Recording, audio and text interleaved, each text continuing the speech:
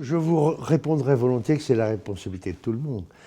Bien entendu, on ne peut pas, le consommateur n'est pas une machine, il a aussi une liberté de choix, mais cette liberté de choix s'exerce aussi dans un cadre éventuellement contraint, à la fois par la nature de l'offre, hein, par l'environnement, les nécessités sociologiques, économiques et autres. Donc l'attitude qui consiste à dire nos produits sont bons, c'est les consommateurs qui les mangent mal, est un peu court. Mais à l'inverse, ceux qui diraient l'industrie agroalimentaire et les fournisseurs d'aliments font n'importe quoi, ils nous obligent à manger ce qu'ils nous vendent, ça n'est pas vrai. Compte tenu de l'abondance de l'offre alimentaire, quel qu'il soit, le consommateur a toujours plus ou moins le moyen de choisir. Quant aux autres acteurs sociaux, il y en a effectivement des nouveaux qui ont pris plus de poids au cours des quelques dernières dizaines d'années et dont le rôle continue à se développer. C'est le rôle des médias, bien évidemment.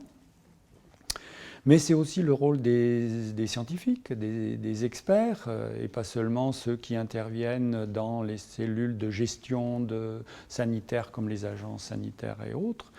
Mais il y a aussi le rôle des responsables politiques qui, par les choix aussi bien de programmes d'éducation, de structures éducatives, que ça a été évoqué par les choix d'urbanisme, par exemple, sans parler bien sûr des incidences sur les questions réglementaires, on départ aussi de responsabilité. La difficulté, c'est que selon le positionnement des acteurs et de leurs intérêts et centres d'intérêt, pas seulement économiques, mais aussi au sens culturel du terme, les différents acteurs peuvent avoir des attentes et des objectifs divergents par rapport au modèle. Donc là, on est typiquement dans la nécessité d'une construction sociale, de trouver les compromis sociaux entre les différents acteurs pour aboutir,